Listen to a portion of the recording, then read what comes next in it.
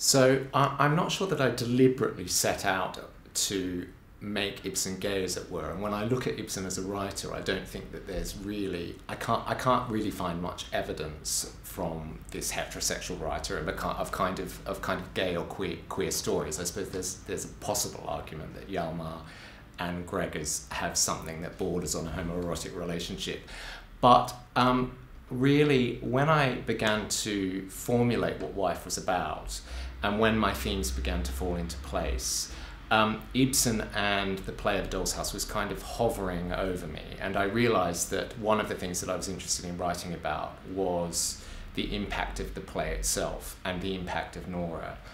And I realised that she, as an individual, was speaking to my characters, many of whom are gay. And I think that the reasons for that are quite obvious. So it isn't necessarily a sort of deliberate thing of me setting out to queer Ibsen. But I think queerness is many things. And one thing it absolutely is, and has been historically, is transgression. So there's, a sense of a minority figure or a brave, courageous figure disrupting society's order. And I think it's very much the case that Nora is a minority who achieves something over a majority. And I think that's why the play works, by the way. I think it works, and I think it's the reason it's one of his most popular plays. It's not just that it's this extraordinary feminist play. It is also that there's something about its dramaturgical structure that is the kind of storytelling archetype that is really imprinted on our DNA, and that is that an individual overcomes the dragon, that a minority defeats the majority. And in Wife, all of my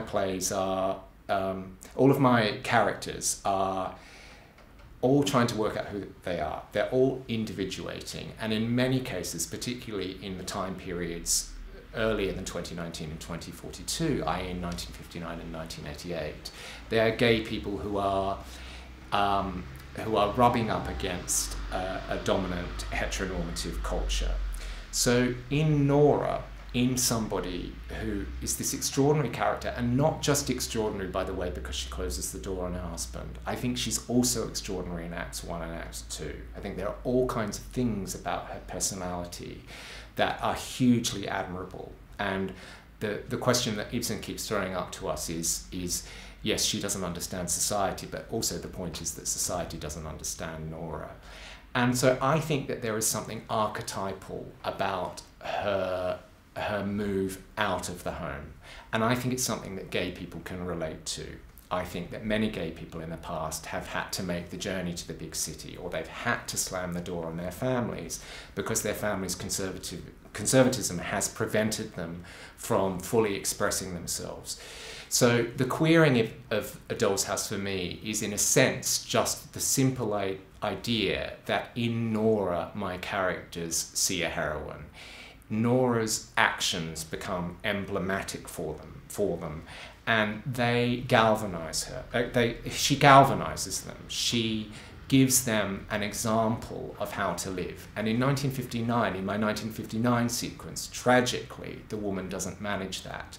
But in 1988, and to some extent in the later periods, and certainly in the 2042 act, she is this wonderful example to them, a hero, and in a way she becomes a kind of gay icon to them. So that's how I've queered Ibsen.